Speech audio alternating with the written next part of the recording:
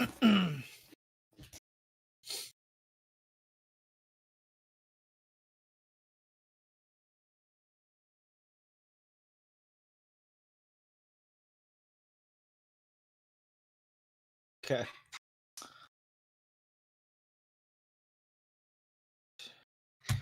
All right. Hello, everyone, and welcome. This is Spectre Trader, and today we're going to talk about a brief introduction to pairs trading. And I know this is not a big. Pairs trading is something that a lot of you don't know. It is kind of an obscure. Not it's not a well-known way of trading, so this may be new to a lot of you, but I think it's a very effective way to use statistics to make very logical trades. So, what is pairs trading? Well, pairs trading is a trading strategy that involves taking a long position with one underlying asset and a short position in another underlying asset. So this can be done with any sort of asset, whether it's stocks, options, futures, ETFs, currencies, anything, any underlying assets that has very high correlation to each other. So basically, it involves being, like, let's just say you have a stock, right? So it involves having a long position on stock A while you're short stock B. So the reason why you'll do this is because, let's just say stock A is very undervalued. So you go long, you think it's gonna fix this little where it's at in the market. While you have overvalued stock, which is highly correlated with stock A, being highly overvalued, you think it's gonna have a little correction, so you go short. So it's basically you're hedging yourself, and you're able to sort of take the pair back to the mean. And I'll go over what the mean is and everything in the next following slides. Yeah, you can say you're trading a discrepancy in the correlations of two underlying assets. So, in theory, trading pairs, you're taking a market neutral stance, which means that no matter which way the market decides to go, whether it's crashing or the market is extremely bullish, you still make money because you're still positioned both long and short. Or I mean, at least you end up lowering your risk so much where even if stock A goes down, but stock B you're short, you still neutralize the potential loss of just being long outright.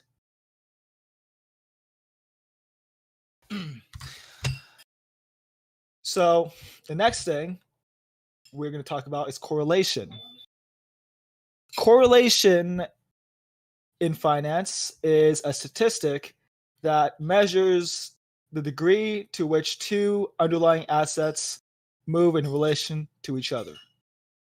So if two variables or underlying assets move in the same direction, then those variables are said to have a positive correlation. If they both move in opposite directions, that means they have a negative correlation.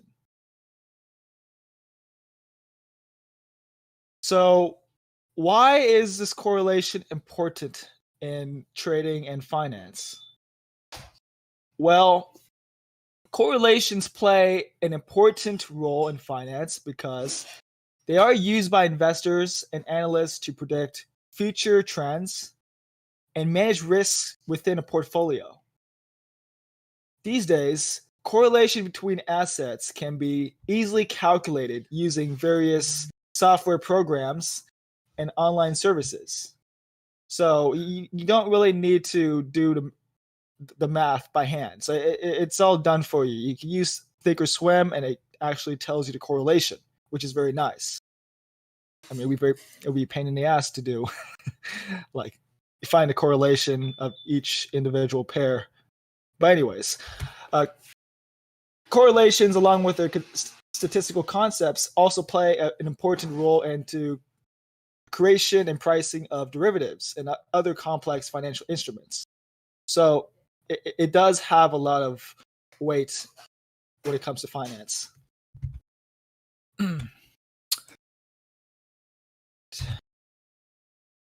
So a brief history of pairs trading. Pairs trading was first introduced in the mid-1980s by a group of researchers and analysts that were employed by Morgan Stanley. Morgan Stanley is a multinational investment bank, a financial services company. So they discovered that the pairs trade strategy using statistical analysis actually provided pretty decent opportunity in regards to having a market neutral stance. So it mitigated risk, but it did sort of gave you time for your trade to work without having much of a risk just being long or short just outright. And yeah, this market neutral idea is very, very key in a pairs trade transaction. Oh, sorry. What the heck? Sorry about that. Oh, what the heck? Sorry about that. Having a little technical difficulties. Heck, man. Hang on, my mouse is being weird.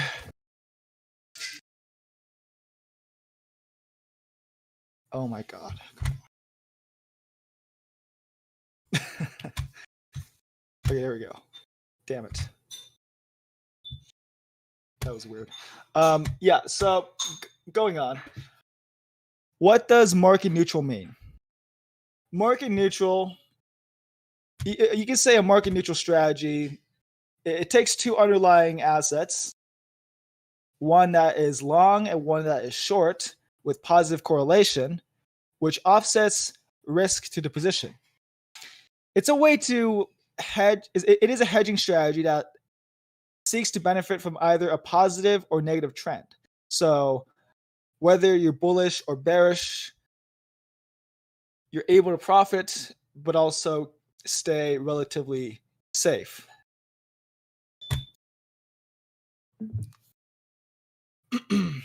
So based off the historical correlation of the two underlying assets in the pair, you must have high correlation because it's high correlation is a primary driver behind the strategy's profits. It is best used when a trader identifies a correlation discrepancy, because when this correlation falters, you could rely on historical data in the past and observing the historical data in the past. It's highly probable that it will maintain a specified correlation.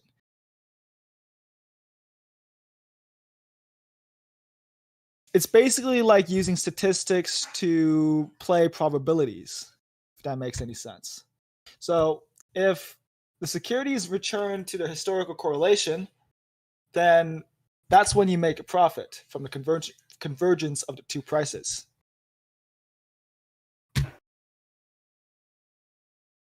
Now, what is mean reversion? Mean reversion is a financial theory that suggests that asset price volatility and historical returns will eventually return to the long run mean or the average level of the entire data set. Some advantages and disadvantages of pairs trading. So one is When a pairs trade performs as expected, the investors profit, but also the investors is able to mitigate potential losses that would have occurred in the process. Profits are generated when underlying securities regains value and the outperforming securities deflate. So the net profit is a total gain from the two positions. But there are several limitations for pairs trading. So one is that it does require a high statistical correlation between the two securities. So most pairs trades will require a correlation about 0.8 or 80% correlation, which is kind of challenging to identify. So you do have to be looking for it. And second, while historical trends can be accurate, past prices are not always indicative of future trends. So yeah, the statistics to generally support it, but sometimes you could have an outlier where it doesn't go your way, and it doesn't work out. And that's one of the risks to pairs trading is sometimes a low probability event will occur, and you end up losing money on the trade. But that's just part of pairs trading. But you could say this is a very high odds way of trading because it uses statistics to form very logical trades.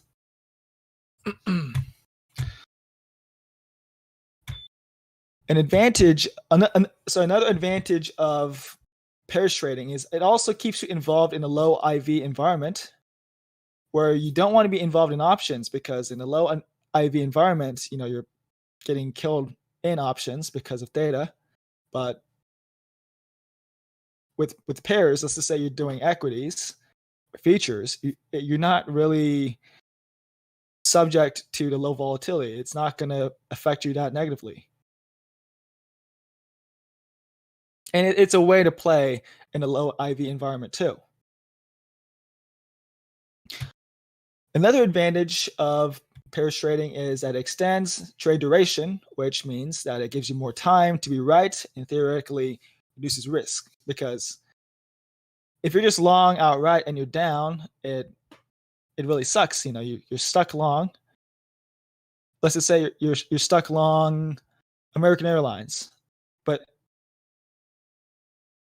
you could offset the loss theoretically if you actually initiated a pairs trade. Let's just say you're long American Airlines, but you went short UAL. That actually will lessen any risk you have technically, because if the market has a downturn, you still would make money, and wherever the difference is between UAL and AAL, both long and short, you could either mitigate the risk by lowering the amount you are losing or neutralizing it, or actually making a profit on the short side sometimes.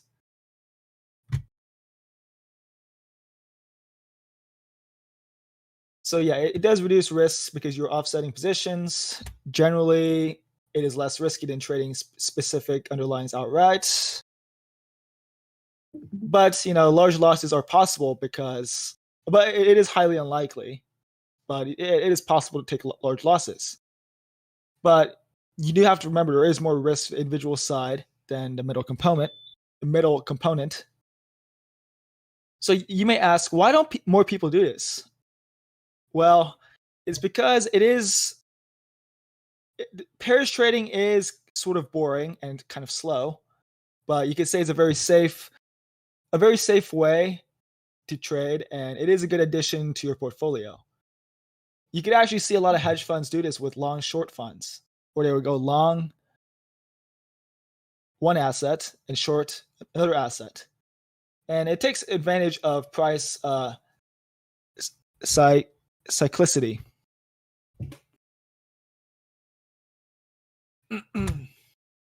So yeah, I'm going to give you a quick example. So to illustrate the potential profits of a pairs trade, you could have stock A and stock B, which together has a high correlation of 0.95 or 95%.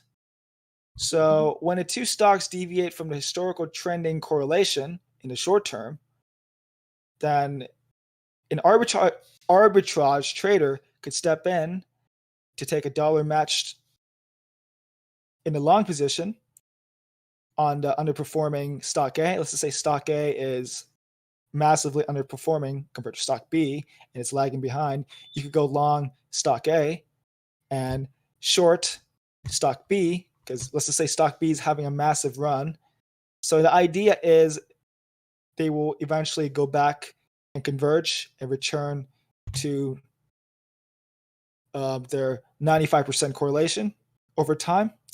And this is how a trader could profit from a long position and a short position at the same time. So a few things to look for is high correlation. So another way to think of high correlation is you look at chocolate ice cream and vanilla ice cream. It is highly correlated. They're both ice cream, just different flavors. So yeah, you could think of two underlying assets as something similar like chocolate and vanilla ice cream. So ideally, you want to find two underlying assets with 80% correlation to be safer. The closer it is to 1 or -1, or should I say 100%, the less risky it is. So for example, if the correlation is 0.99 or 99%, it's less risky to take that than 0.88 or 88% correlation. So if you do want to play a bit more risky, then you could go for lower correlation. So you could call this a sweet spot. You could take any two underlying assets that has a correlation between 0.65 and 0.85, but you never want to go below 0.65 because then it's not really. I wouldn't say you have the odds in your favor. So yeah, then after looking at the correlation, you take a pair of the underlyings that are typically correlated, but perhaps they're experiencing a divergence.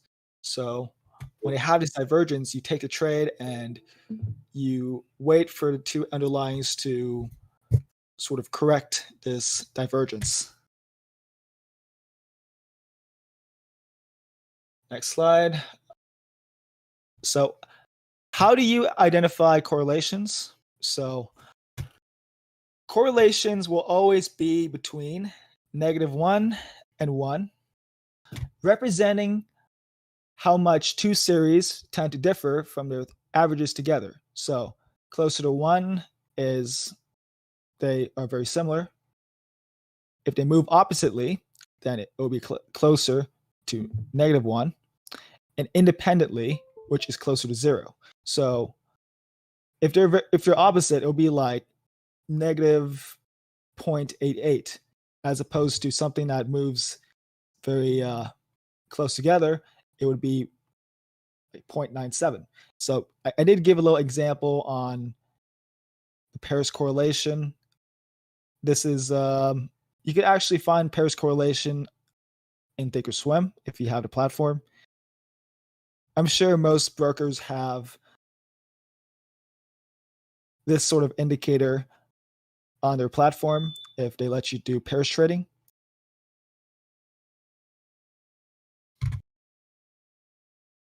So yeah, generally, you have a bunch of ETFs having very similar correlations, like the SPY and QQQ, because it's NASDAQ and S&P, or S&P and Russell. Or you could say Apple and NASDAQ has a very high correlation because Apple is on a NASDAQ, and so is Microsoft and NASDAQ. Things that have very low correlation are generally something like SPY and USO, which is crude oil. SPY UNG which I believe is natural gas, and Russell on natural gas. When you're comparing the correlation between QQQ and QQQ, it will have a beta of 1. So that could be used as sort of your basis, right? So let's just say you have SPY and QQQ. The correlation will be pretty close to this number 1, but not perfect. I would say actually the Dow and S&P has a very similar, very even closer correlation, just because all the Dow stocks are listed on S&P as opposed to the Nasdaq. So some of these comparisons will have tight correlations, and some others will have low correlations, like S&P and oil.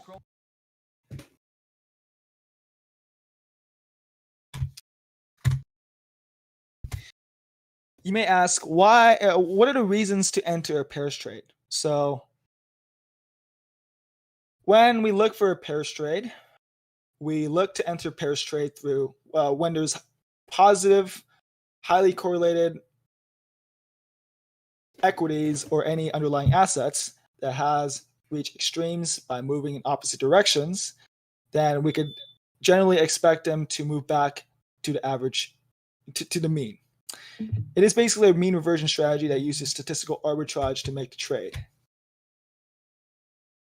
The reasons why you want to exit a pairs trade is when you make money and your profit target has been reached.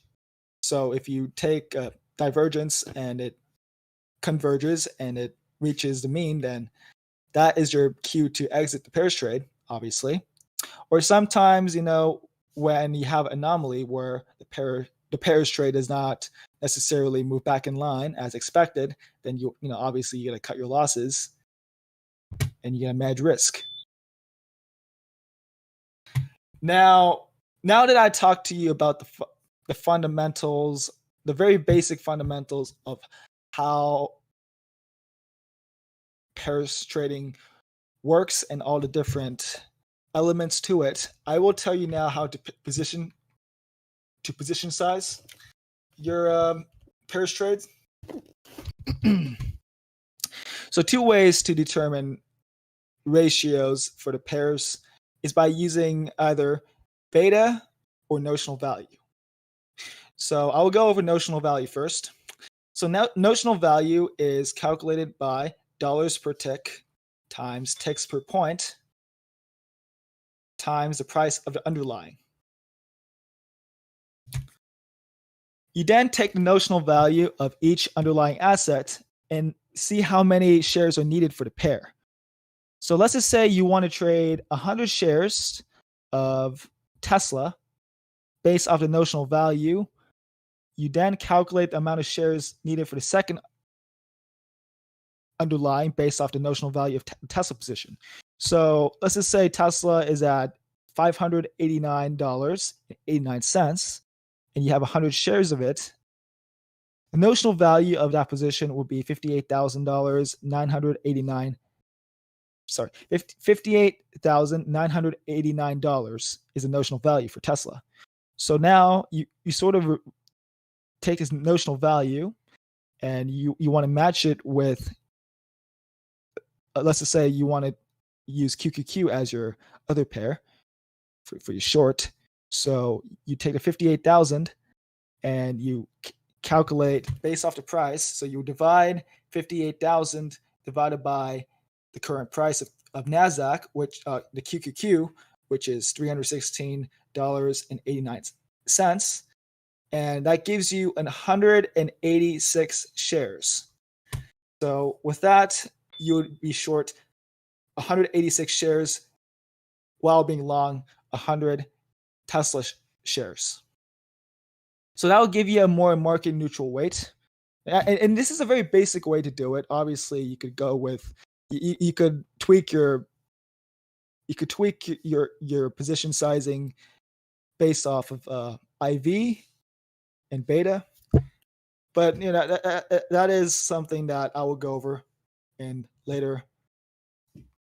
But if you're bullish, then you have to you could tweak it to have more weight with one notional value, and one could be underweight. So if let's just say you're more bullish on NASDAQ.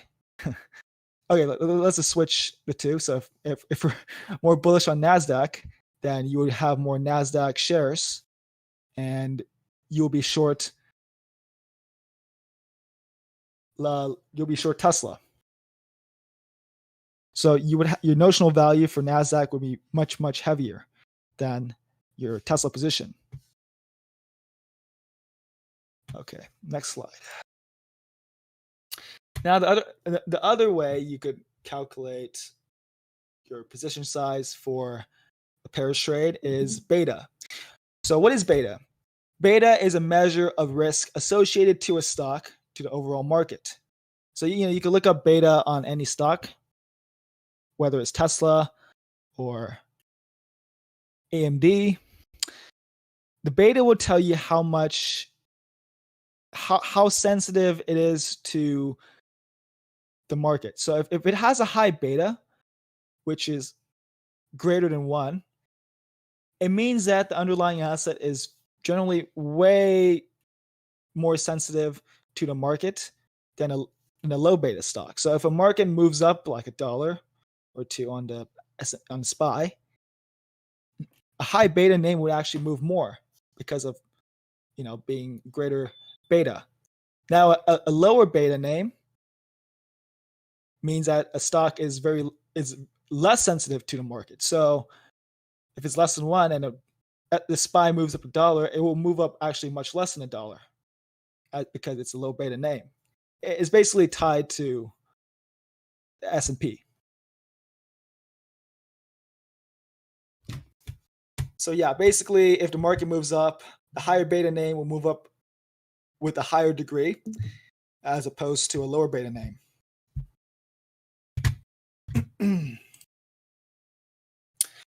Now I'm going to talk about how to use beta to do position sizing. So to create a market neutral position with beta, we can weigh based on the dollar. Sorry, to create a market neutral position with beta, it is a better way to use beta because notional value does not take into consideration the volatility of stocks, but beta weighting does. So a way to do this is you get two underlying. So let's just say the Russell and S&P.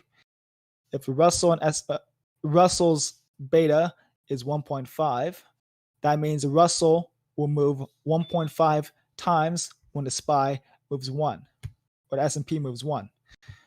And if you look at NASDAQ versus S&P, the NASDAQ's beta is 1.2. That means that NASDAQ would move 1.2 whenever the S&P moves up 1.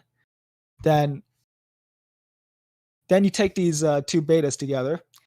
So Russell's beta, 1.5. You add it to the NASDAQ's beta, which is 1.2, and that would equal 2.7. So if this will get a little bit complicated, but if